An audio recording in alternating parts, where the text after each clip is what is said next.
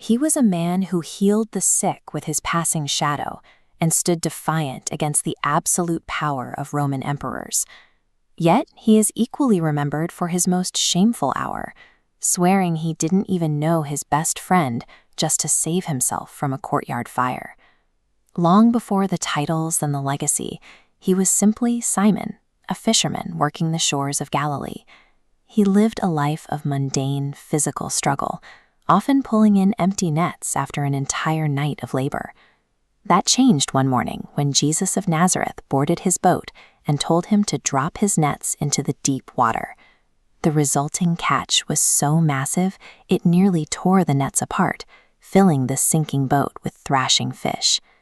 Simon fell to his knees in the middle of the catch, overwhelmed by his own unworthiness.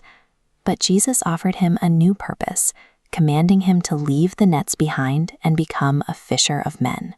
This was the birth of St. Peter, a figure central to global Christianity and honored within the Ethiopian Orthodox Tewahedo Church as Kidus Petros. The choice of such a flawed, impulsive man to lead a global faith seems contradictory. He was prone to panic and pride, yet he was the one selected to be the rock upon which the church would be built. Peter's faith was a volatile mix of courage and human fragility.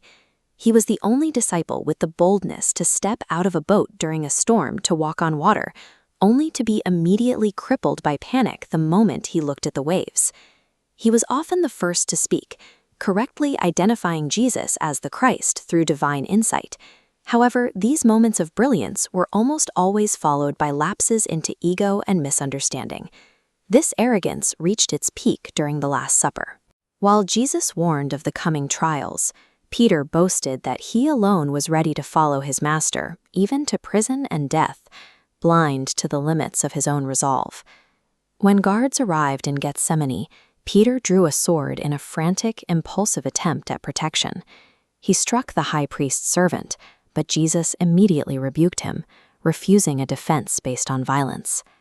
Later that night, the man who promised to die for Christ was hiding in a courtyard. When a servant girl recognized him, he panicked, swearing 3 separate times that he had no connection to Jesus. At the third denial, a rooster crowed, and Jesus looked directly at him.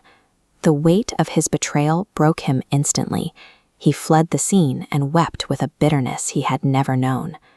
This total failure was a necessary spiritual breaking.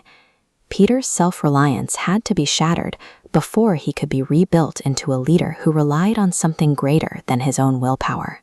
This diagram represents the undoing of Peter's betrayal through 3 specific questions. Beside the sea, Jesus asked him, "Do you love me?" 3 times, one for every time Peter had claimed he didn't know him. With the final command to feed my sheep, Peter's role changed forever. He was no longer just a forgiven follower, he was now the commissioned shepherd of the early church. The transformation was total. By the day of Pentecost, the man who had trembled in a courtyard stood fearlessly before thousands in Jerusalem to preach the gospel. This chart shows the scale of the response to that single sermon. On that day, 3,000 people were baptized, signaling the explosive and immediate expansion of the early church.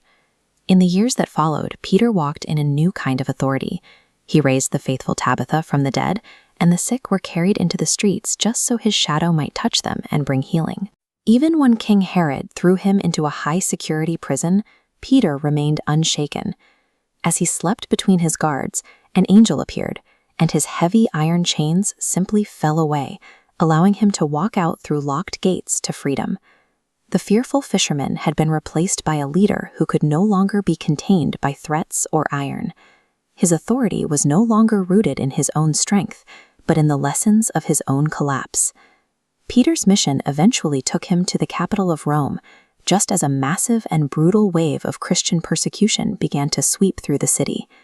This era of violence was driven by Emperor Nero, whose image on these coins represents the absolute worldly power Peter was now prepared to face. Tradition says Peter initially tried to flee the city to survive, but on the road he saw a vision of Jesus walking toward Rome to be crucified again. Realizing his destiny, Peter turned back to face the empire. After his arrest, Peter made a final, staggering request. He asked to be crucified upside down, declaring that he was not worthy to die in the same manner as the Savior he had once denied. Peter's life shows that an unshakable foundation isn't built on perfection. He proved that a leader's true strength is found in the resilience to return from total failure and the courage to eventually give everything back. If you found Peter's journey from denial to martyrdom inspiring, please like the video and share your thoughts in the comments. Subscribe for more deep dives into Orthodox and biblical history.